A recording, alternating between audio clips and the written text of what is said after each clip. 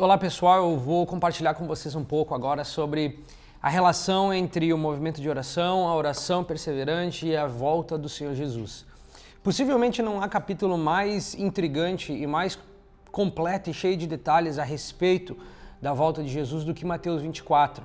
É em Mateus 24, prestes a ir embora, que Jesus prega aos discípulos e aqueles que estão lhe ouvindo ali a respeito de como se daria o dia da volta e quais seriam os eventos em torno daquele dia. E você conhece Mateus 24, ele é aquele capítulo meio assustador. Jesus começa a falar sobre o cosmos ser afetado com a volta dele, perseguição em Jerusalém, em Judá e ao redor da Judéia. Ele começa a descrever uma tensão crescente, ele fala sobre fome, terremotos, pestes em vários lugares, pessoas se levantando umas contra as outras, nações, grupos étnicos se voltando contra grupos étnicos e de repente você começa a perceber que a tensão cresce e é como se os discípulos ficassem na expectativa.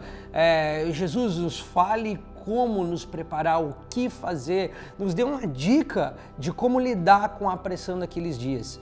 A passagem famosa e muitas vezes distorcida, os versículos em que Jesus fala: olhe, naqueles dias 2 estarão no campo, um será levado, o outro ficará. Naqueles dias 2 estarão no moinho, uma será levada, outra ficará. E é claro que esses versículos causam muita confusão e eu hoje não quero falar disso. Mas logo depois desses versículos aí controversos, Mateus 24, 42, Jesus dá uma dica de como eles deveriam lidar com a pressão daqueles dias. E talvez você pense assim: fome, terremoto, guerras, povos contra povos, nações contra nações, o ódio, a inveja, a violência aumentando. Jesus certamente dirá: escondam-se, sabe? Vai para aqueles bunkers debaixo da terra, fujam, busquem um lugar seguro, preparem-se para a tensão que virá. Mas o versículo 42 não é nada disso. Jesus, na verdade, diz para eles: vocês querem estar prontos para aqueles dias? Eu vou contar para vocês como vocês devem fazer isso. Ele diz: vigiem, pois vocês não sabem a hora que há de vir o nosso Senhor. Vigiem, estejam atentos, estejam em alerta. Vigiar implica naquele que toma a guarita, daquele que cuida, daquele que está em alerta quando outros não estão. Mais ou menos como você vê nos filmes que envolvem exércitos e de repente um batalhão inteiro está descansando e dormindo e tem aquele sentinela, aquele cara que está às 2 da noite ali, às 2 da madrugada acordado, cuidando, em alerta. É esse o vigiai de Jesus. Estejam atentos quando ninguém mais estiver. Estejam tentando ler, discernir e perceber os movimentos que acontecerão naquela geração. Outras passagens onde Jesus explica a respeito da vinda do Filho do Homem, a respeito do seu retorno, ele acrescenta: vigiai e orai, pois não sabeis nem o dia nem a hora. E essa é a dica que Jesus dá. Jesus, você podia ser um pouco mais criativo. Jesus, você podia ter elaborado um pouco mais essa ideia de preparar-se e de esperar ansiosamente e de não ser pego de surpresa, mas Jesus volta para aquilo que é um fundamento do relacionamento de todo cristão. Ele diz: estejam atentos e com um espírito orante. Estejam atentos e estejam em alerta espiritualmente falando. Esse é o contexto da vinda de Jesus. Então, o que é que nós acreditamos em Florianópolis, na F-Hop? Que o Senhor não vai levantar somente a F-Hop. O Senhor vai levantar a sua igreja como uma noiva preparada para um noivo, uma noiva cantante, uma noiva ansiosa, uma noiva que vigia, que estará em alerta, que quando o noivo voltar, essa noiva estará sobre os muros da oração e da intercessão, percebendo as movimentações da terra. Eu vou te dar um exemplo. Quando nós estávamos aí entrando nessa pandemia toda, muitos pastores e amigos meus me procuraram pelo Insta, por mensagem, porque sabem que nós temos essa ênfase escatológica na nossa mensagem, e falavam: Vini, será que é o início do fim? Será que é o início do fim? Será que é o início do fim? E aí eu fiz algumas lives falando sobre esse assunto com eles, mas curiosamente, Jesus não deu nenhuma outra instrução a respeito daqueles dias, a não ser vigie e ore.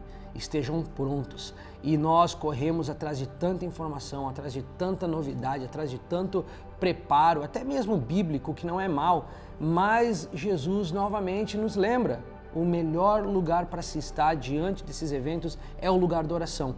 Então eu acredito que o Senhor vai levantar em Floripa, no estado de Santa Catarina, nos estados da nação brasileira.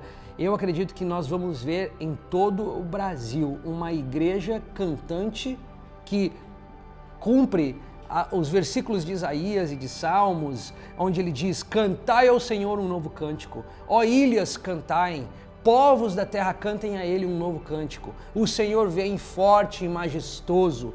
Esse anseio e essa vontade de encontrar esse Senhor forte e majestoso vai liberar no coração da igreja brasileira um cântico de adoração, de intimidade, de busca, e a história não vai se desenrolar somente para o movimento de oração. Não podemos ser tão elitistas assim.